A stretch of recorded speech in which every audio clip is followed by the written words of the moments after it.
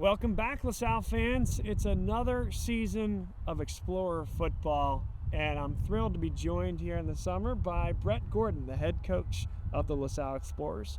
Year number 2 for coach, and so, Brett, welcome back for year 2 at the helm at your alma mater. How's it feel? Thanks, Bob. The season is fast approaching. The kids have been working hard really ever since December of last year. So it's been a lengthy off-season, but we've got a lot of good work done, and we're excited to get started here pretty soon. What type of work did you get done over the winter and spring months leading into now? There just seemed to be a different purpose to how the whole team really rallied after last season ended with probably purpose is the best word I could come up with to describe it. Sense of purpose starting very early on as far as how we were going to work our off-season program, primarily in the weight room. And then that's carried over here in the summer to our speed and conditioning work that we've been doing. This is year 2 of that. So I feel like the kids seem to have a high sense of urgency of wanting to get started. Some of that, I'm sure, has to do with last year and how it ended. A terrific season, so many wonderful moments. It ended certainly too early. Anything short of a state title at this point, I'm sure, is too early for you guys. But what did you learn from last year, start to finish, and where you guys are as a program? Yeah, so one of the things I try to do a lot with and speak to the staff about is certainly being cognizant of what worked in previous years and more importantly, what didn't work. So trying to find that secret sauce to make sure that we're playing our best at the right time of the season, for me, is what I've spent the entire offseason really focused on. Because at the end of the day, when you look back to last season, the fact of the matter is we probably played our worst game of the year as our last game of the year. So from a head coaching perspective and wanting to put our kids in the best position to be successful, we're constantly trying to figure out ways of how do we get 3, 4, 5% better to be able to make sure that when the end of the season rolls around, that we are playing our best football. I think some of that can come in the form of mental. I think some of it can come in the form of conditioning. I think some of it could be the weight room as well. So trying to figure out what that healthy balance is, that we can push the right buttons to make sure that when the season's on the line that we're playing our best football, and that's what we've been searching for. Have there been any specific elements that you've changed from year 1 to year 2 with that very goal in mind? We've ramped up. We've changed some things in the weight room without getting into too many specifics. There's some areas that we thought came up a little bit short last year from a strength and conditioning standpoint that we wanted to make sure we really focused on. I think we've done that. I also think on the conditioning side of things, we've ramped it up as well in the off season. It was really good last year. I think it's been an exceptional off season when it comes to that piece of it. So. And then there's the mental aspect of it too. There's that fine line, and I struggle with it every week. I talk to the staff about it all the time, of what is the healthy balance to make sure that we're ready to go, as conditioned as well as we can be, but also making sure that the players mentally still feel very fresh going into the season. So for me, it's probably the biggest obstacle I'm trying to overcome, and I don't know if we'll ever really find the perfect solution to it. So I think the most important thing is we talk about it a lot and make sure we're reading the room as far as how do the guys look week to week. Do we feel like we're pushing a little too hard? Do we need to maybe back it off in certain areas? And that's a balance we're working on as we speak. Part of the mental side, I'm sure, is not only preparing the team to be playing its best football at the end of the season, absolutely. What about preparing the team for the expectations, right? Last year was what it was, came on the scene, beat St. Joe's Prep, run through that regular season. Now you're not sneaking up on anybody. So how do you prepare these young men for the increase in expectation? For me, the biggest thing as a leader of a group is just being transparent about reality. At the end of the day, I feel like, you want to be in the limelight. Like, you want to play football when it matters and have high expectations. If you have high expectations, to me, that means you're doing something right. So I don't shy away from the expectations. However, as we talk about it, I don't want us to get wrapped up with expectations, because with that, to me, comes a lot of distraction. So we address it, we acknowledge it, to me, it's a good thing. But what's more important is focusing on the day-to-day, week-to-week process of getting a little bit better every time we're out there. And then basically being in a position that, hey, if we do all these things correctly and we stay the course and we focus on the day-to-day getting better aspect of this, that's going to put us in the best position to be successful when it matters. Because if you're focused on expectations in the moment, most likely you're going to come up short when it really matters. So we don't talk about that a lot, to be honest with you. We acknowledge that this year is going to be different, to your point of the expectations are going to be there with this senior class that we have coming up. There's a lot of expectations naturally that come along with that. But let's focus on the positives of that. We have a lot of really good experienced guys back who have played a lot of football, played a lot of meaningful football specifically last year. But then how do we keep them focused, sharp, and getting 1%, 2%, 3% better? And then that will then allow us, hopefully, come the November timeframe, to be playing our best football, which will allow us the most opportunity to succeed. And what is success in year 2? Listen, I think we're fully aware of, I think, who we are as a program right now. We believe that if we play to our capabilities, we'll have a chance as good as anybody to be playing into December. And I don't talk a lot about that, but I also am a realist and understand what we have. We have a good combination of experience across the board. We have some newcomers coming in this year that we're very excited about. But for me, it's all about playing to our potential. And there's been a lot of teams over the years and a lot of sports that haven't lived up to their potential. All we talk about is making sure that our job as coaches, our job as players, to make sure we're playing and maximizing our potential to be the most successful. But we also realize it's a very competitive landscape here in the state of Pennsylvania with a lot of good football teams, both on the East Coast and east side of the state and the west side of the state. And to get where we got to get to, we have to overcome some significant challenges. One of those challenges comes from the west side of the state, doesn't it? Pittsburgh Central Catholic. And when I was talking with Mark Schmidt earlier, we talked about the fact that you made a big road trip to Harrisburg last year. That was a game that not the guys on this field or in your locker room, but a lot of people around the state just chalked that up as a Harrisburg win. Well, guess what? That didn't happen, 45-7, and you guys were on the map.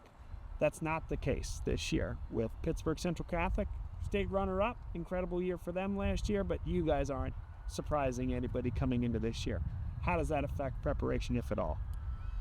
You know, we thought going into last year's season opener that we had to be firing on all cylinders, and the lead up to that, we treated as such. This year's really no different, to be honest with you.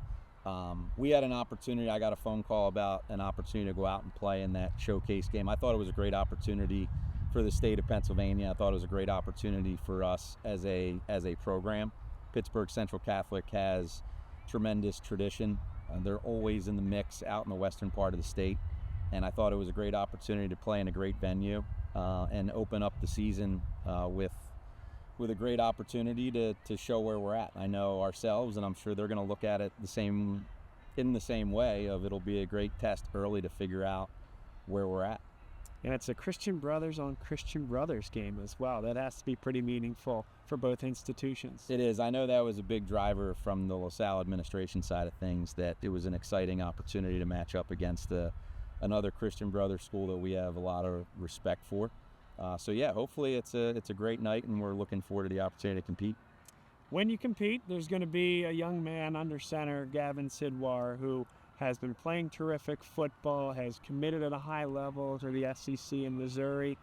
He's actually in a position, Brett, to break a good number of your records if he stays healthy and has a good year. You, to this point, best program quarterback that LaSalle has had. What is that like for you, to see that young man succeed at this level, to do it in your shadow when you were a player, and now for you to be his coach and mentor? Yeah, really for me, I'm Gavin's biggest fan. I told him that right out of the gate when I first met him. I've gotten to know Gavin very well over the last 18 months. So the opportunity to work with him on a daily basis, kind of watch his maturity process starting back from January of 24 when I first actually met him, to see where he is now, to see the sense of purpose and dedication he's put into becoming the best version of himself and improving in areas that he identified where areas he needed to get better at with regard to how he is in the locker room, leading his teammates. I think he's night and day where he was as a freshman, sophomore in this program. So there will come a time, I'm sure, when all those, hopefully we're in a position where those records are going to fall and nobody will be happier and more proud than I'll be when that time comes. And he's also had the opportunity, I'm sure, now to spend a lot of time with your son, Luke, who's a sophomore in the program now. And, again, all goes well. He has a chance to lead the program for his upperclassmen years. What has Gavin meant to your son and some of the other reserves on the team? Yeah, Gavin, him and Luke have actually developed a really cool relationship that just organically grew from over the last kind of year or so. They spend a lot of time together. I think Luke looks up to Gavin in a lot of ways because he respects how he approaches the work ethic aspect of the quarterback position. Gavin's a very smart quarterback. He understands all facets of the game. I say it all the time, he's got a very high football IQ. And I know Luke leans on him a lot for just the experiences he's had and learning as much as he can for him while he's still here. And we'll talk about this with some of the other young men as well, but on Gavin Sidwar's side, quite an interesting recruitment process. High level football player and young man ends up committing to Missouri this past spring. What was that like for him, for his family, for you as his head coach? And how does that either dovetail, or do you lift and separate that from the day-to-day aspects of the program? Yeah, so one of the, I believe that as a head football coach, it's your at the high school level, it's your responsibility to help these kids navigate the recruiting process. Probably not all agree with that, but I wanted to make sure, and it's not just Gavin and Joey and Grayson who get most of the attention. We have a senior class that might have as many as 8 or 9 guys that we need to find homes for. So you asked specifically about Gavin, I would say that the quarterback position is so unique in the recruiting process because there's only so many spots to go around. And as that situation basically played out, when you look at number of offers versus real opportunities to go somewhere and play, I think the quarterbacks are the hardest ones that have to try to navigate that, because in often cases they're only offering maybe 2 or 3 guys for one spot in that specific class. And then all of a sudden, the dominoes start to fall when guys start committing elsewhere. So I think when I look back on the process for Gavin personally and how the Missouri opportunity came to light, I think it's a great spot for him.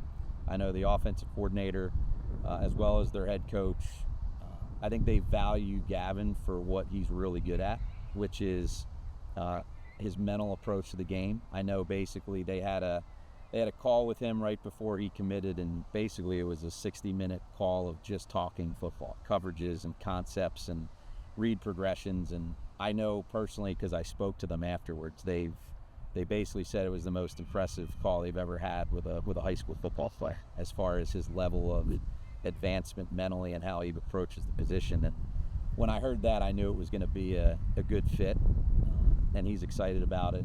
We all are. Well, how does that align with what you've seen with him running LaSalle's offense, picking it up? Is he on that short list of most impressive guys that you've seen run a high school offense? Yes, it was very evident very quickly when he and I started spending time together, and I started kind of teaching him how I do things, how we implement them, how the reads go. It was very apparent pretty quickly that he was a natural when it came to it. And then, as I say it, the more the quarterback can consume and implement out on the field, the more offense we can install. So I wasn't surprised by it, but it was very apparent very quickly that he gets it. And we put a lot on his shoulders. Hopefully this year we can offload some of that and be a more balanced and complete offense, which I think is going to hopefully help him relax a little bit. And, because I think at certain times last year we probably put a little bit too much on the passing game, which means it's falling on the quarterback's shoulders. So those are areas that we as a staff and me as the head coach and offensive play caller, I got to do a better job of making sure we're more balanced heading into 2025. And we talked to Mark Schmidt about that, how the line has a role to play in that, how your depth at tailback, 3-4 guys that you guys can put in that position will contribute to that. But what do you see as the way that you're going to be able to accomplish that balance that you talk about?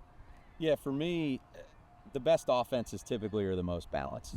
And we got away from that at times last year. So I would say for me, it's making sure that in the perfect world for me offensively, we're able to establish the run game, we're able to establish the play action game, and then throw it when we want to versus throwing it because we feel like we have to. So I think a lot of the advancements we've made this offseason, as we look at the development of the guys up front, I think the group collectively at the running back position, we got a lot of good experience, got some fresh guys coming back. I do look at this group compared to last year and say we have a much better opportunity to be much more successful from a being balanced standpoint. And the reality is when you play in the northeast part of the country and you want to play in the type of games that we want to play at that time of year, you have to be able to be balanced in the run game as well as the pass game. And that's an area that's very important to me going into this year. A couple of the guys that had big decisions to make, Gavin Sidwar aside, Joey O'Brien, Grayson McHugh, J.P. Oates, who's going to go play his football at Temple, which is terrific. Joey O'Brien, Grayson McHugh, Notre Dame. Walk us through the spring and summer. From when the season ended in November to these guys committing. I'm sure a lot occurred. I've heard that you took a big role in that. What was that like for the young men, their families, and you? Yeah, you used the term walk me through. It felt more like a all-out sprint there for a little while. It was very exciting. It's exciting for the program. It's exciting for the families.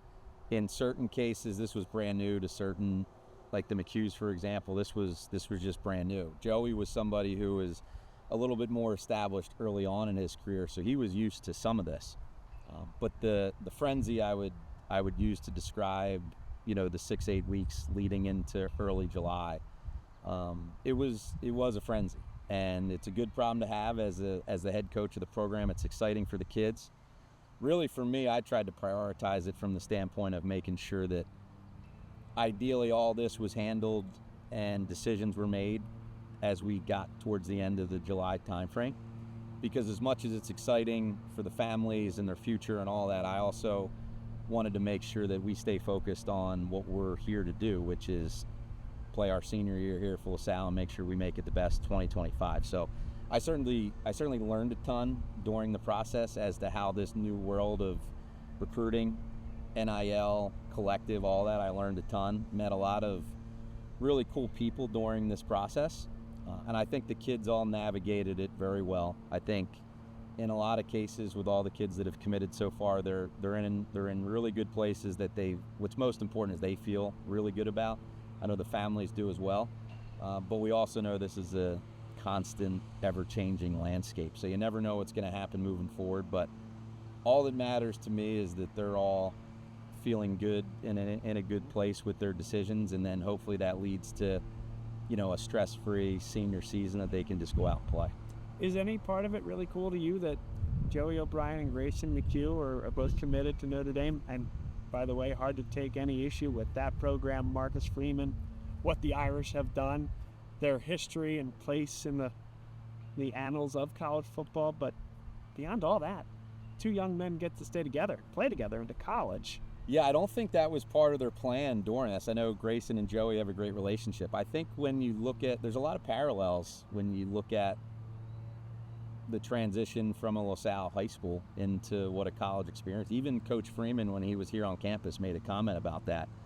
He's like, when I pulled into the campus, I couldn't help but think, like, man, what a natural transition this could be. Not just the uniform colors, but certainly, like, looking at this type of campus, it's a private Catholic school, and we know about the tradition in Notre Dame. So he certainly has a lot of good things going right now at Notre Dame, and I think that spoke volumes on their official visits.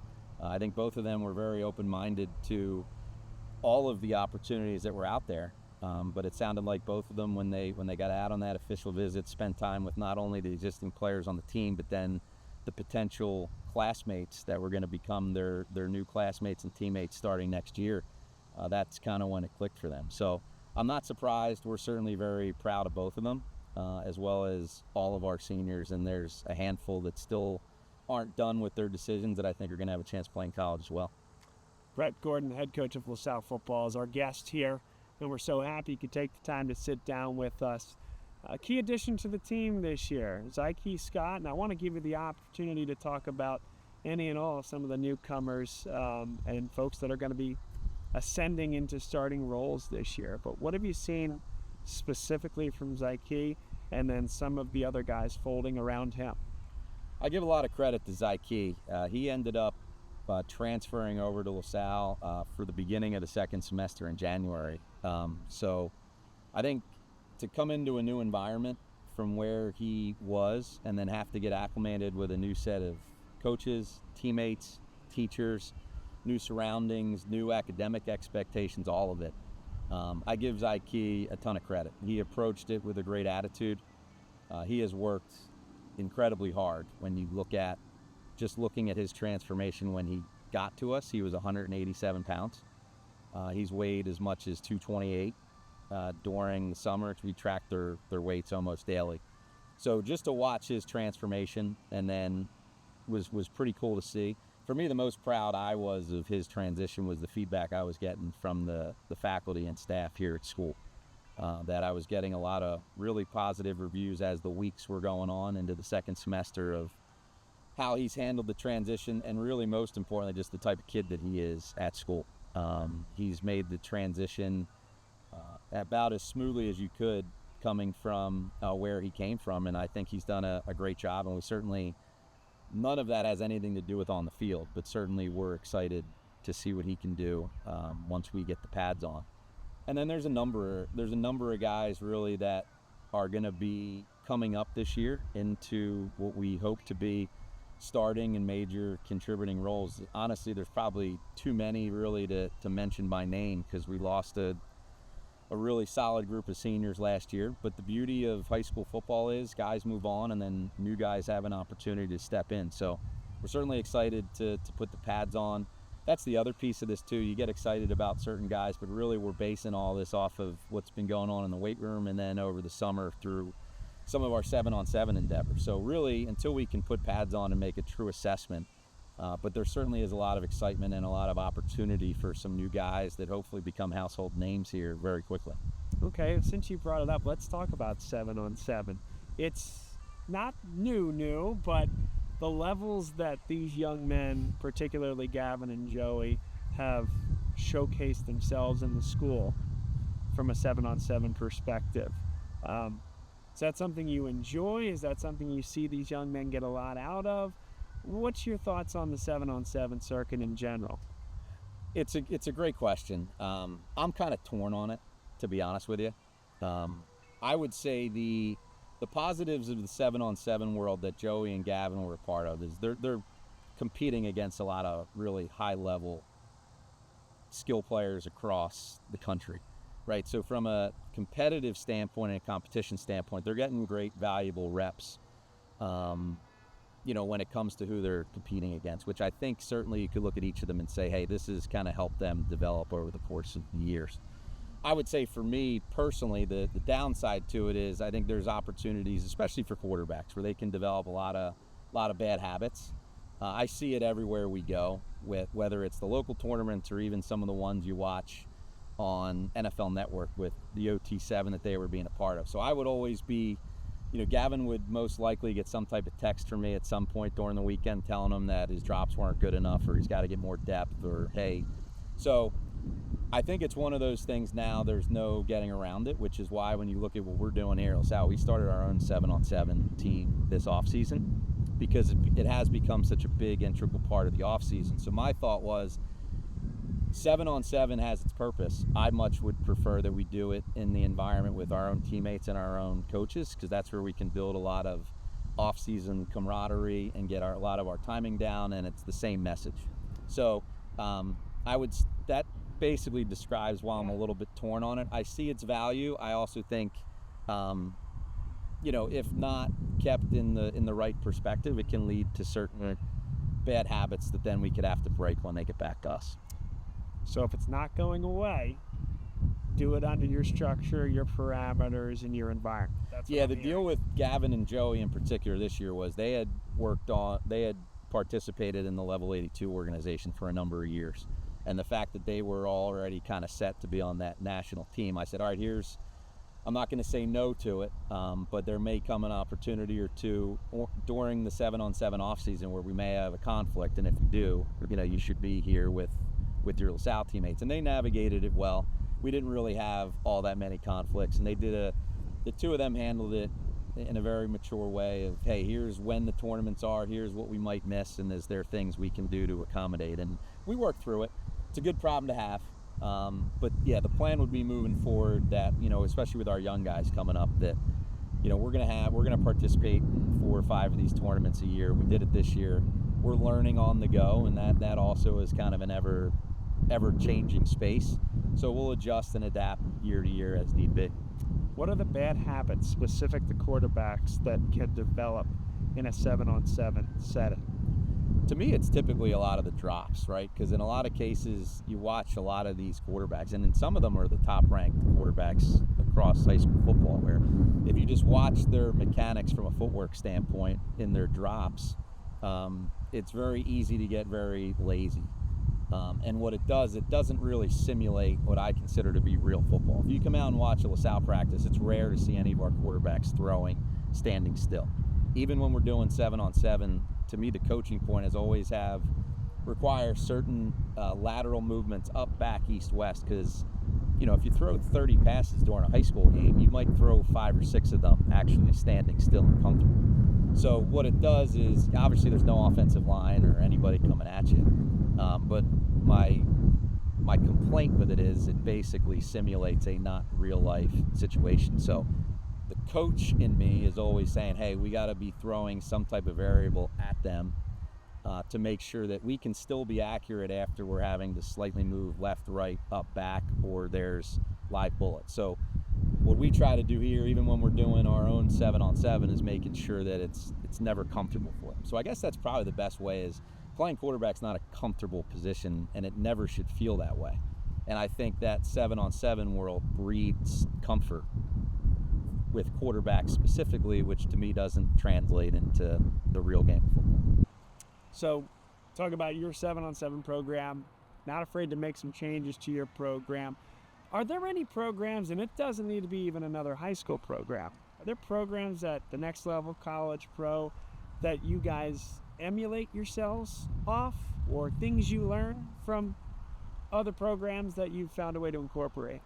I think part of being a successful coach or whatever industry that you're in, I think constantly figuring out ways to improve is very important. So I have a pretty good network of folks in the game of football. Some of those are high school, some of those are college, some of them are NFL people. So I'm always trying to ask questions around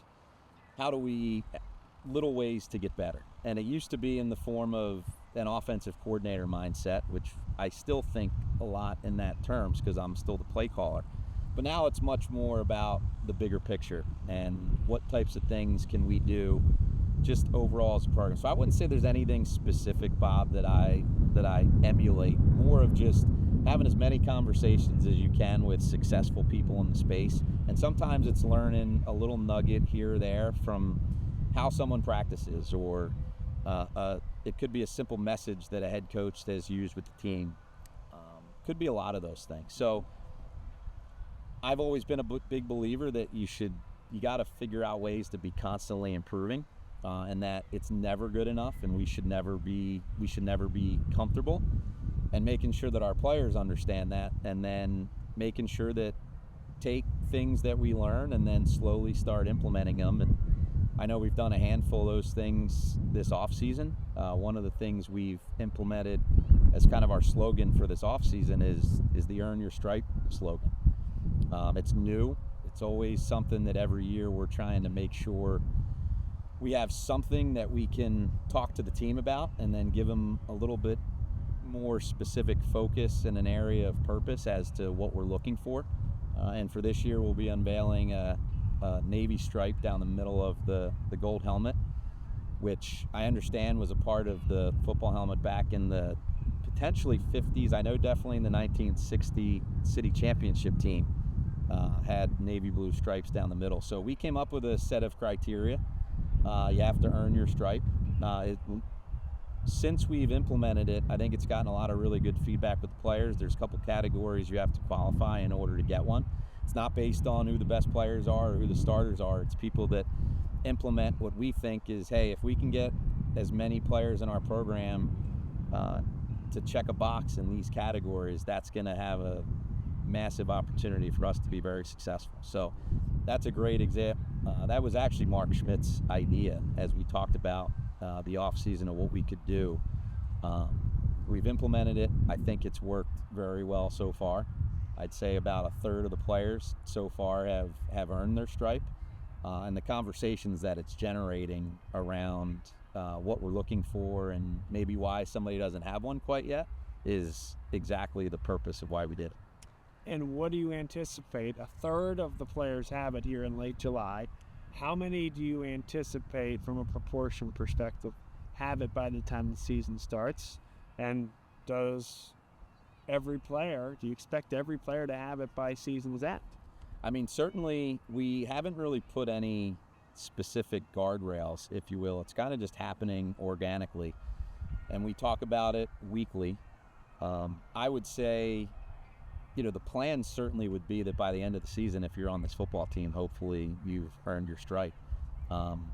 What it also does is it allows us to give very tangible, real-time feedback. And in a lot of cases, I think a lot of what happens, especially with young high school kids, is there's a lot that can get lost in translation. Kids trying to figure out, hey, maybe I'm not playing the position necessarily that I think I'm best at, or maybe I'm not where on the depth chart where I feel I should be. This was a way to get very prescriptive and have very meaningful conversations with the players, to have an actual kind of back and forth about, hey, here's what we're looking for, and here's where I think you're coming up short or maybe need to get a little bit better in these areas. So yeah, I mean, certainly by the time the season rolls around, I'm hoping that percentage is a lot higher. And from what we're seeing and how the kids have handled the offseason, particularly the last 6 to 8 weeks, I'm very excited about the opportunity for a lot more to earn their stripe here very quickly. And then by the end of the season, certainly, hopefully, we would be in a position to say everybody's done it. And you'll have a lot of guys with their stripes earned early in the season. We talked a lot about the Pittsburgh Central Catholic game, but it does not get easier from there, Brett. Malvern Prep, which is always a terrific game at Ocean City, New Jersey. Then you have the top team, I believe, in Delaware right now, Salesianum, and then a really good Calvert Hall team before you get into Philadelphia Catholic League play. Just so happens that you have Roman Catholic and St. Joe's Prep as your first two Philadelphia Catholic League games. That's quite the schedule from August 22nd to October 4th. Yeah, we're very proud of the schedule this year.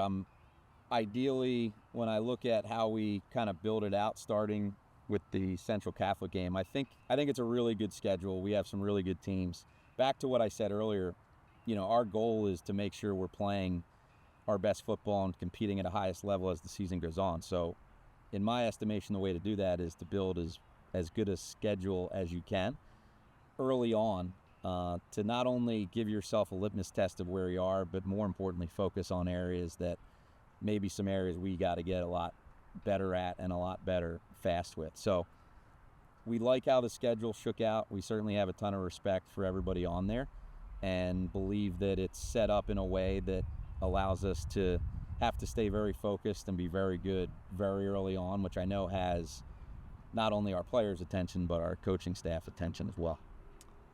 From a wide receiver core perspective, Brett, of course, Joey O'Brien, of course, J.P. Oates, two guys that will leave indelible images at this program and their legacies forever.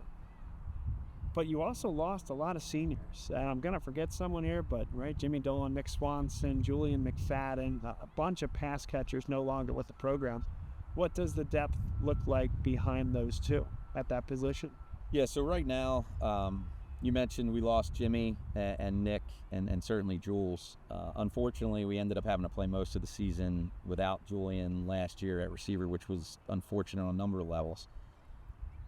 Anytime guys leave, there's opportunities for new guys to step up. So when we look across our skill positions, we have a rising sophomore, Owen Johnson, that we're very excited about.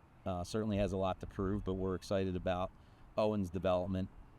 We have a newcomer, Chima Auguste, who's now here, came over from Penn Charter. He's working very hard and has played as a young sophomore last year. He'll now be in the mix.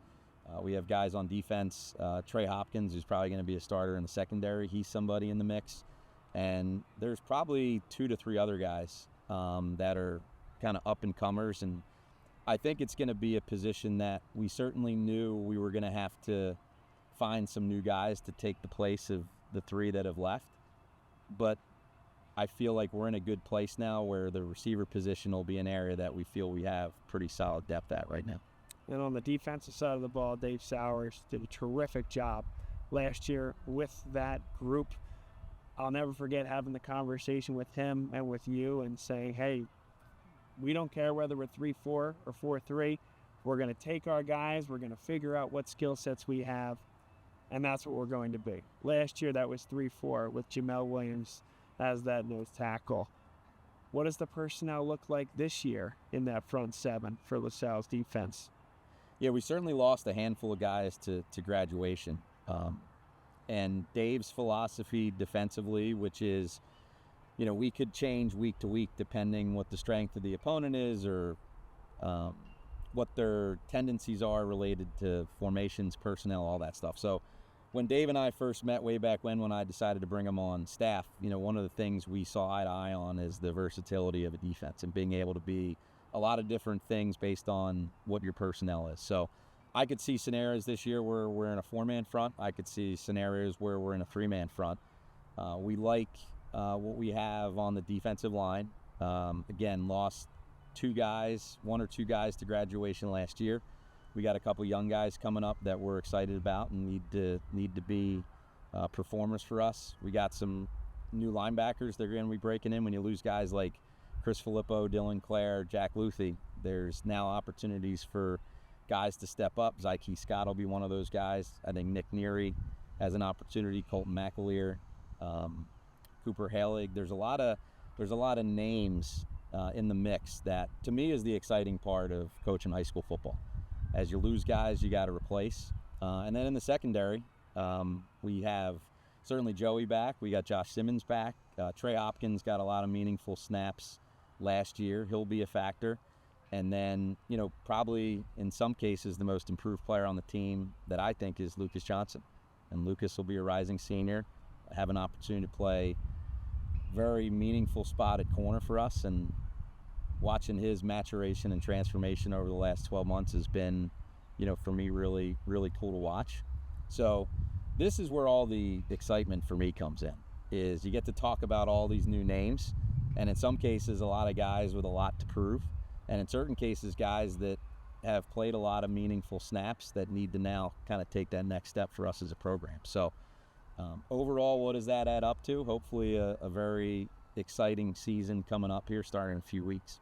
And I know you guys take it week by week, but that answer leads a lot of people that are watching this interview to think about, okay, St. Joe's Prep, October 4th, St. Joe's Prep, early November. So how does everything you just said lead to where all roads lead? I mean, you guys know it. St. Joe's Prep knows it. There's a game in November. One team's going to have a chance to go play in a state tournament. St. Joe's Prep beat their next opponents after that one possession game 159-20 en route to a state championship. So I don't think we're surprising anybody by saying those are a couple of big games. What are your thoughts on that program, what you guys need to do, and how last year gets you ready for this year's iterations? To me, St. Joe's Prep goes into every season as the favorite to win the state. And I say that in the context of they've earned that reputation, and they've gone out and proven it for however many years out of 10, 11 years it's been. we ultimately know from a rivalry standpoint and from the way the PIAA playoffs are set up that it ultimately is going to come down to that game. And it's the same message I tell our staff and our players, which is until somebody knocks them off when it matters most, they're going to continue to reign over not only Eastern Pennsylvania, but the state. So we understand, we have a ton of respect for them. They've earned it, and they've kind of set the mark for what we're shooting for.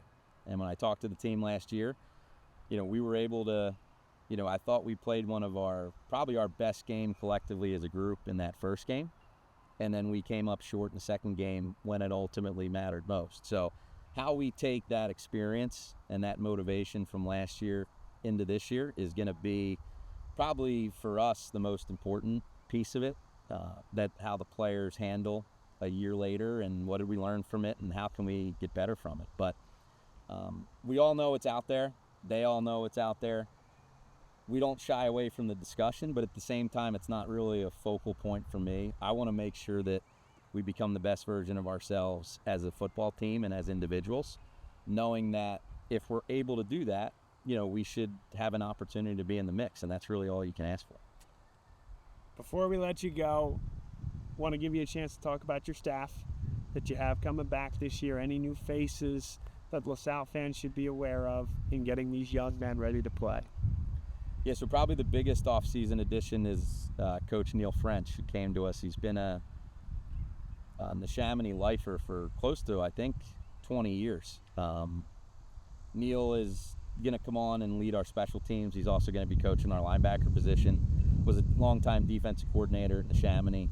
I had an opportunity to meet him right after our season ended. We started talking. He was trying to figure out what he was going to do moving forward. So I think he's going to have a major impact. He already has had a major impact on our staff, so we're certainly excited about him. We brought up a gentleman by the name of Marcus Godfrey, who helped out our freshman team last year. I coached with Marcus back in 2015 on Imhotep State Championship team. Marcus played running back at Temple. We're very excited about him. He'll be helping out with our running back position and some of our tight end wing positions.